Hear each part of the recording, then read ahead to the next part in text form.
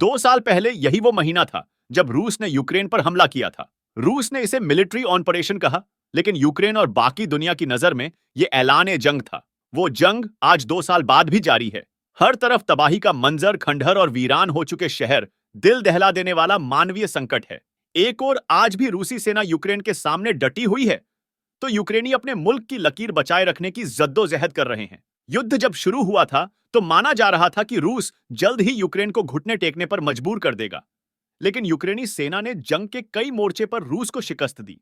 वह कई इलाकों से रूसी सेना को पीछे हटने पर मजबूर होना पड़ रहा। आज युद्ध के 2 साल बाद हालात थोड़े अलग हैं। रूसी सेना फ्रंट फुट पर है और कीव हथियारों की भारी कमी से जूझ रहा है।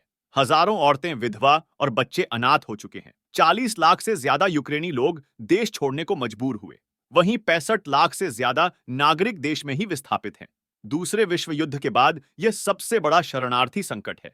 3 लाख यूक्रेनी सैनिक अब भी डटे हैं, लेकिन थके हुए और तेजी से कमजोर होते जा रहे हैं। आज की इस स्टोरी में हम समझने की कोशिश करेंगे कि 2 साल बाद इस जंग का क्या भविष्य नजर आता है। 2 सालों में किसने क्या पाया और क्या गंवा दिया है। वीडियो शुरू करने से पहले एक बात मैं आपसे जानना चाहता हूं कि क्या यूक्रेन की बर्बादी में यूरोप अमेरिका का हाथ है या यूक्रेन अपनी मौत खुद मर रहा है? कमेंट करके बताएं।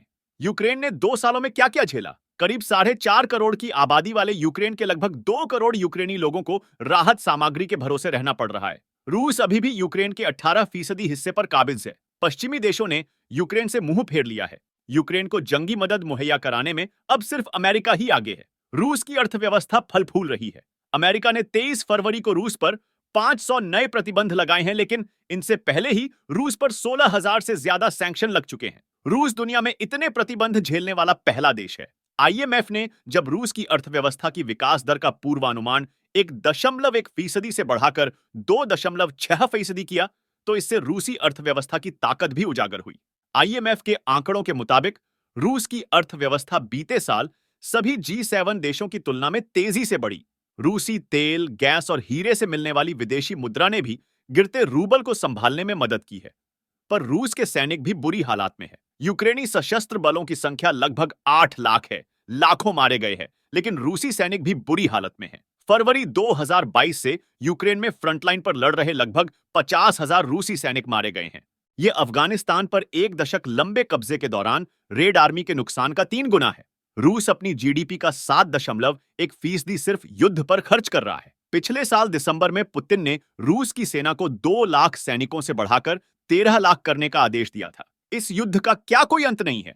एक सर्वे कहता है कि अधिकांश यूरोपीय लोग रूस के खिलाफ युद्ध में यूक्रेन का समर्थन करते हैं, लेकिन 10 में से सिर्फ 1 को लगता है कि यूक्रेन जीत सकता है। अधिकांश लोग मानते हैं समझौता करना ही इस संघर्ष को खत्म करेगा। कुछ लोग यूक्रेन की रूस के साथ बातचीत करने के बजाय जवाबी कार्रवाई का समर्थन भी करते हैं। आप सबकी इस मामले में क्या राय है?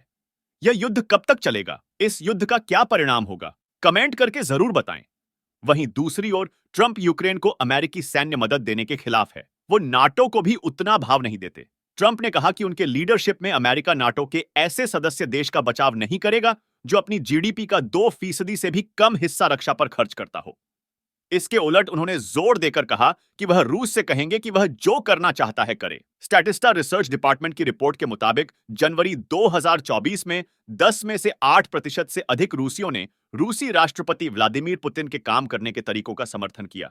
इस वक्त युद्ध पर रूस की पकड़ बनी हुई है। जनता इन नए नए आर्थिक अवसरों का आनंद ले रही है और यह बात जाहिर है कि इस चुनाव में भी पुतिन का जीतना लगभग तय है, क्योंकि रूस में उनके अलावा कोई विकल्प नहीं है। लेकिन आपके पास चैनल को सब्सक्राइब व वीडियो को लाइक और शेयर करने का विकल्प है, तो उसे जरूर यूज करें। धन्यवाद।